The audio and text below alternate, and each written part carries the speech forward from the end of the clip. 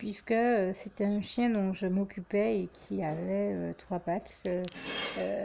donc qui était un chien handicapé, dont je prenais soin et je faisais l'effort d'en prendre soin tous les jours, dans l'espoir de le voir aller vraiment mieux. Et il a fait précisément exprès de faire tuer ce chien-là, ce qui m'a bien démontré que s'il il a fait tout ça, ce n'était pas par le biais du hasard. Donc, oui, ce qu'il faut comprendre dans ce que je dis ici, c'est que, en fait, cet homme-là est revenu. Ce que je crois comprendre, c'est que soit il avait un problème avec l'arme qu'il cherchait à utiliser pour me tuer, ou même pour parler plus crûment un langage plus moderne, l'un qui cherchait à utiliser pour me descendre avait soit un problème, soit il l'avait peut-être oublié chez lui. Je ne sais trop comment Dieu a fait le miracle de le faire partir de devant ma porte. Entre-temps, ça m'a permis de m'échapper avec la personne que Dieu m'a envoyée pour aller me placer en lieu sûr. Mais dès que je suis revenue chez moi, comme je vous le disais, j'ai appris que ce chien était mort devant ma porte, puisque j'ai trouvé quelqu'un chez moi au téléphone en train de demander à ce qu'on vienne ramasser sa dépouille devant notre porte. Et que je crois que la personne m'a dit qu'elle était étonnée de l'avoir de l'avoir trouvé et d'avoir vu qu'on l'avait descendu par balle, enfin tué par balle. Et là, j'ai été extrêmement choquée, c'est-à-dire que j'ai compris que, en clair, ayant été dégoûté de n'avoir pu me tuer, et bien de rage, il a tué ce chien devant ma porte. C'est quand même vous dire à quel point cet homme est diabolique,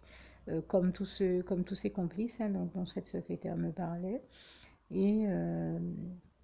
c'est vous dire la gloire de Dieu, comment Dieu m'a glorieusement sauvé la vie, non seulement au moment de ma conversion, mais même à ce moment-là encore, quelques mois plus tard par la suite. Et je dis vraiment, toute la gloire revient à Dieu, à Jésus, à son Saint-Esprit, qui continue aujourd'hui encore à me sauver la vie. Et j'avais tenu à témoigner de cela pour tous ceux qui, tout comme moi, se retrouvent en face de personnes démoniaques, en face de serial killers, en face ou de tueurs en série, si vous préférez cette expression-là, ou de personnes mal intentionnées,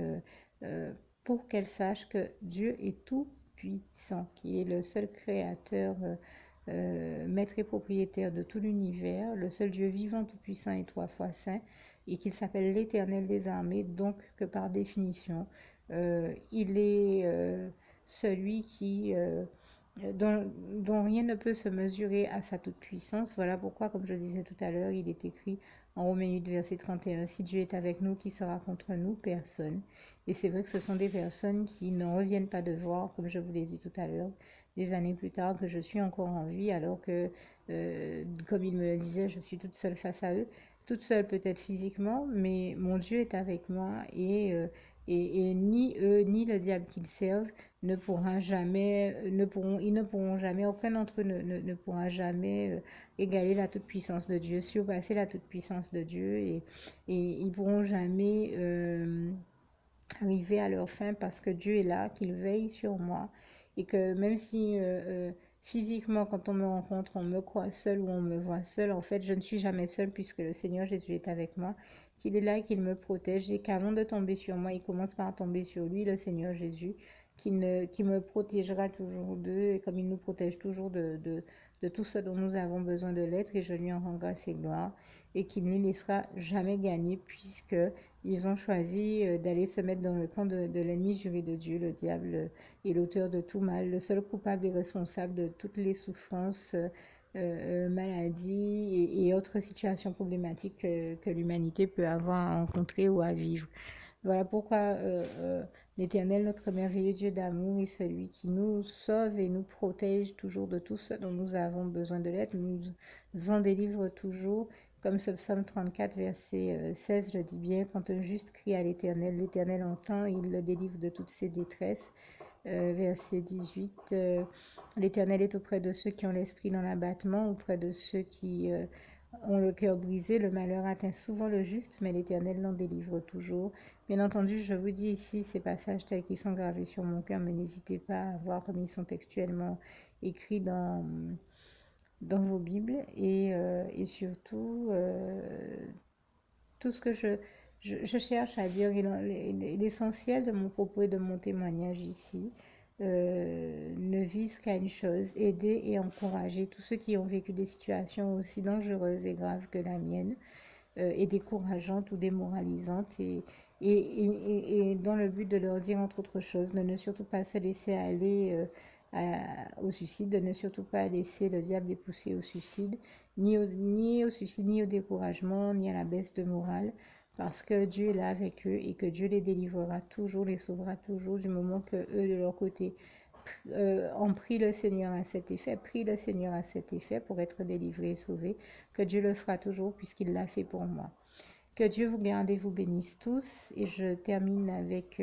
ce passage de Philippiens 4, verset 7, tout en vous rappelant de ne surtout pas oublier, donc si vous ne l'aviez jamais fait auparavant, de faire la prière que je vais rajouter ici juste après, juste à la fin de ce passage biblique. Donc Philippiens 4, verset 7, que la paix de Dieu qui surpasse toute intelligence garde vos cœurs et vos pensées en Jésus-Christ. À bientôt. Et vraiment, merci encore éternel, mon Dieu Jésus d'amour, Saint-Esprit, pour tout ce que tu as fait dans ma vie, pour l'avoir béni, sauvé, enrichi et amélioré en tout point, transformé en mieux et amélioré en tout point. Et toute la gloire t'en revient. Louange, honneur et gloire à toi, éternel, mon Dieu Jésus d'amour, Saint-Esprit. Merci Seigneur, je t'aime et nous t'aimons, nous tous tes enfants. Louange, honneur et gloire à toi, Seigneur. Alors, pour toutes celles et ceux qui ne l'auraient jamais encore fait auparavant, je partage avec vous ici la prière par le biais de laquelle le Seigneur Jésus m'a sauvé la vie et vous invite tout simplement à lui ouvrir vos cœurs, à être sincère avec lui dans ce que l'on va dire ici, puisque si Dieu me met à cœur de partager avec vous cette prière, tout comme il le fait toujours avec chacun de nous, c'est tout simplement parce que Dieu nous a sauvé la vie, m'a sauvé la vie et nous a sauvé la vie à tous, tous ceux qui partageons avec les autres cette prière, et que nous l'avons vu nous faire tellement de bien, nous donner tellement d'amour, nous combler de bonheur dans les bras d'amour de Jésus, et bien que nous souhaitons au maximum de personnes d'aller aussi au paradis et de connaître le bonheur des bras d'amour de Jésus ainsi que d'être sauvés par lui. Mais bien entendu, pour être sauvé, encore faut-il prendre le temps de demander à l'être et d'accepter donc le Seigneur Jésus-Christ comme son sauveur personnel, ce qui est ici l'objet de cette prière. Alors, n'oubliez pas à cet effet qu'il est notamment écrit en Acte 4, verset 12, que Dieu, dans sa grande sagesse, dans sa sagesse infinie, a choisi le Seigneur Jésus-Christ, qu'il l'a mandaté, qu'il l'a délégué pour être le seul sauveur de toute l'humanité et qu'il n'y a aucun autre nom que celui du Seigneur Jésus-Christ qui nous ait été donné, qui ait été donné à toute l'humanité pour être sauvé. Voilà pourquoi nous avons la certitude qu'en acceptant le Seigneur Jésus comme notre sauveur personnel, nous faisons définitivement le bon choix, d'autant qu'il est également écrit en Jean 14, verset 6, Jésus-Christ est le chemin, la vérité et la vie. Nul ne va au Père Dieu sans passer par le Fils Jésus-Christ. Voilà pourquoi nous devons donc adresser au Seigneur Jésus la prière qui suit. Donc Seigneur Jésus-Christ, n'hésitez pas donc à dire cette prière à haute voix en vous mettant bien entendu dans un lieu où vous savez que vous pouvez prier en toute sérénité. Donc Seigneur Jésus-Christ, je t'accepte aujourd'hui comme mon sauveur personnel, moi un tel, vous dites votre nom et votre prénom. Et je te demande aussi, Seigneur, vraiment de continuer à veiller sur moi et sur ma vie. Je remets d'ailleurs toute ma vie entre tes mains, éternel mon Dieu, Jésus d'amour, Saint-Esprit, puisque tu en es le Créateur. Je remets cette vie entre tes mains, je te la donne puisqu'elle t'appartient, puisque tu l'as créée. Et je te demande de me conduire à toutes les victoires et réussites que tu as prévues pour ma vie. Tout comme je te demande aussi pardon, éternel mon Dieu, Jésus d'amour, Saint-Esprit,